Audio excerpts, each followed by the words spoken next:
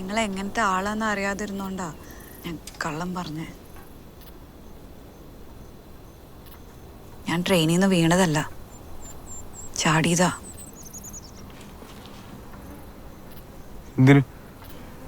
എന്റെ ഹസ്ബൻഡിൽ നിന്ന് രക്ഷപ്പെടാൻ.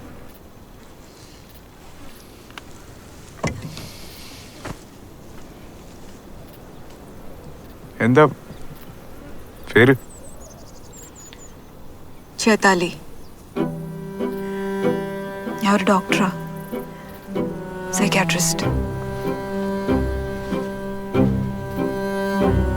Husband?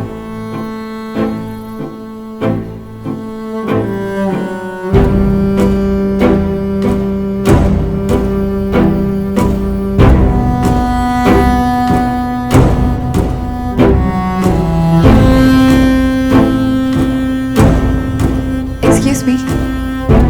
Hi, I'm Dr. Chaitali. Yes, hi. I'm Zinjo. Nice to meet you, Zinjo. Hi. Please come in.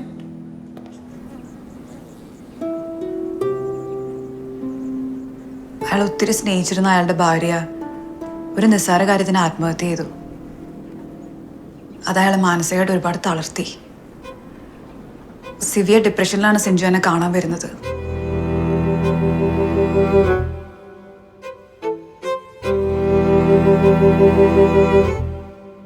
പലപ്പോഴും നമ്മുടെ മനസ്സിലുള്ളതിന്റെ ഒരു 10% മാത്രമേ വാക്കുകളിലൂടെ പുറത്തേക്ക് പറയാറുള്ളൂ.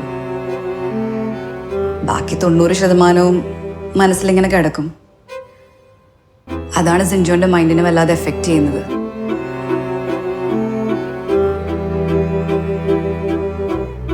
പറയാതെ ബാക്കി വെച്ച കാര്യങ്ങളൊക്കെ നമുക്ക് പുറത്തേക്ക് കൊണ്ടുവരാം. എനിക്ക് നിങ്ങളോടൊന്നും പറയാനില്ല. എനിക്ക് പറയാൻ പറ്റില്ല. എനിക്ക് കംപ്ലീറ്റ് ഡാർക്കാണ്. Feel nothingness. ഞാൻ എൻ്റെ ലൈഫിലെ ഏറ്റവും മോശമായ സിറ്റുവേഷനിലാണ്. Rock bottom level of my life. Then there is only one way to go now, and that's upwards. Nothingness ആണ് ഒരു പുതിയ തുടക്കത്തിന് ഏറ്റവും നല്ലത്. So let's have a fresh start. എൻ്റെ ആദ്യത്തെ പേഷ്യൻ്റ് ആയതുകൊണ്ട് this case was very close to my heart, and eventually he also became really special.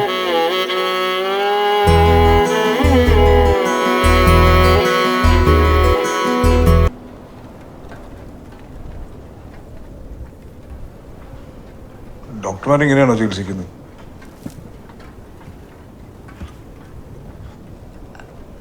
May be എൻ്റെ കെയറിങ്ങിൻ്റെ ഒരു ഡെപ്ത് ആയിരുന്നിരിക്കാം.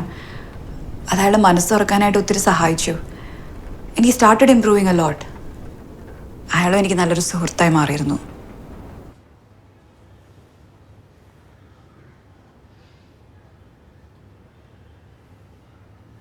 എൻ്റെ തോട്ട്സൊക്കെ ഷെയർ ചെയ്യണം എന്നല്ലേ താൻ എപ്പോഴും പറയാറ്. ഞാൻ ഒരു കാര്യം പറയട്ടെ. ഞാനിപ്പോൾ ഭയങ്കര ഹാപ്പിയാണ്. അതിൻ്റെ കാരണം താനാണെന്നാണ് എനിക്ക് തോന്നുന്നത്. അപ്പം ഇനിയുള്ള ലൈഫിൽ എനിക്ക് ആ ഹാപ്പിനെസ് വിട്ടുകളയാൻ താല്പര്യമില്ല. സോ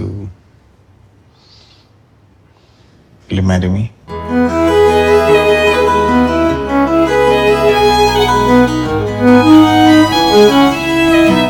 അയാൾക്ക് ഭ്രാന്തല്ലായിരുന്നു? അപ്പോഴേക്ക് സിഞ്ചോന്റെ അസുഖം പൂർണ്ണമായിട്ട് മാറിയിരുന്നു. സിഞ്ചോ? ഒരു മരുന്നിന്റെ പേര് പറയും.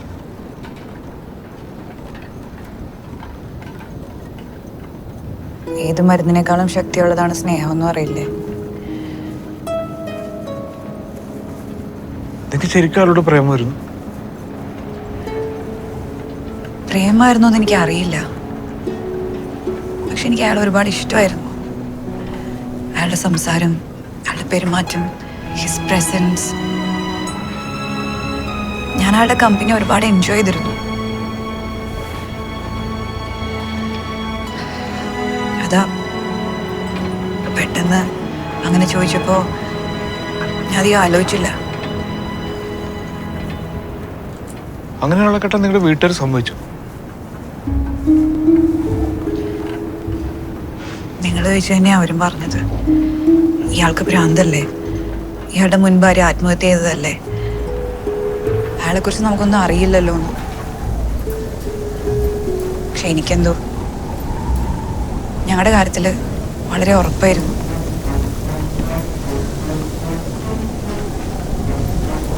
വീട്ടുകാരെ എനിക്ക് കൺവിൻസ് ചെയ്യാൻ പറ്റിയില്ല. എനിക്കും വാശിയായി. വീട്ടുകാരെ അറിയാതെ ഞാൻ അയാളെ കല്യാണം കഴിച്ചു. My family disowned me.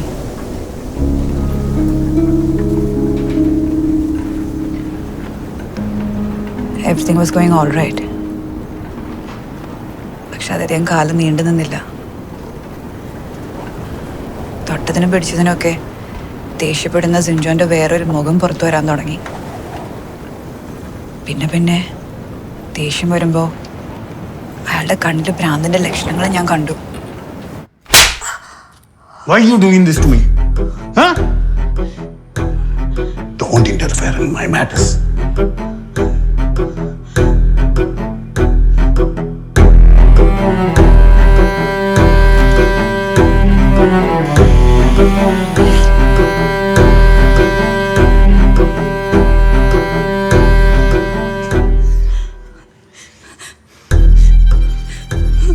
Okay. Listen. Why are you doing this to me? Huh?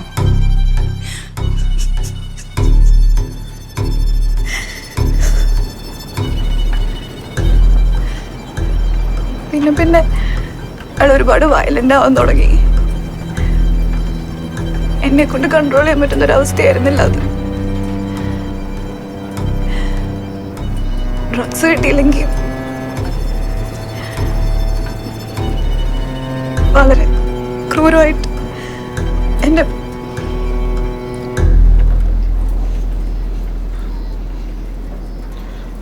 വീട്ടുകാർ പറഞ്ഞൊക്കെ ശരിയായി അല്ലേ?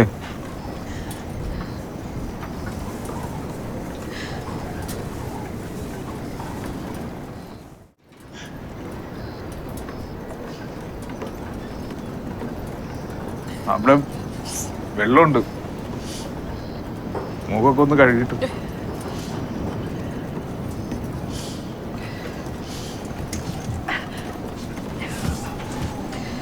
വേദനയുണ്ടോ?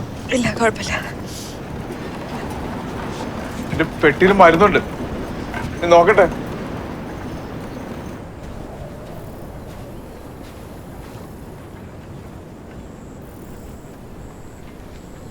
കുളിക്കാനുള്ളൊരു സംവിധാനമാണ്.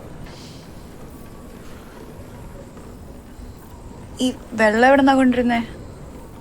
ആ മല പോലെ കാണുന്നില്ലേ, അതിന്റെ അപ്പുറത്തൊരു കിണറുണ്ട്, കുറച്ച് നടക്കണം. ആ ബക്കറ്റിലുള്ള എടുത്തോ, ഞാൻ പിന്നെ കോരിക്കൊണ്ട് വന്നോളാം. നിങ്ങളൊരു നല്ല മനുഷ്യനാ. നിങ്ങൾ നല്ലതായതുകൊണ്ട് എല്ലാവരും നന്നായിട്ട് തോന്നുന്നത്. ആ പ്രാന്തമുള്ള ആളെ പോലും നിങ്ങൾക്ക് നല്ലവനായിട്ടല്ലേ തോന്നിയത്?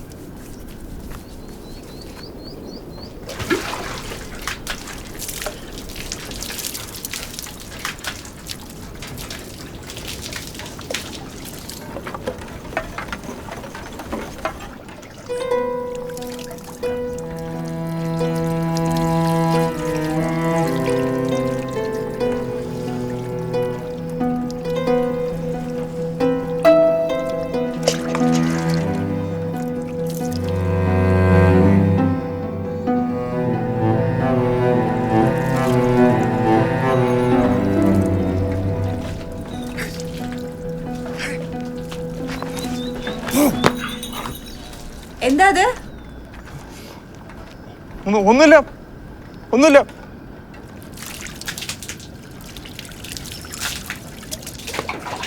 അതെ, ആ തുടയ്ക്കാനായിട്ട് ഒരു ടവല് കിട്ടുമോ? ആ തോർത്തരാം ഞാൻ ദാ.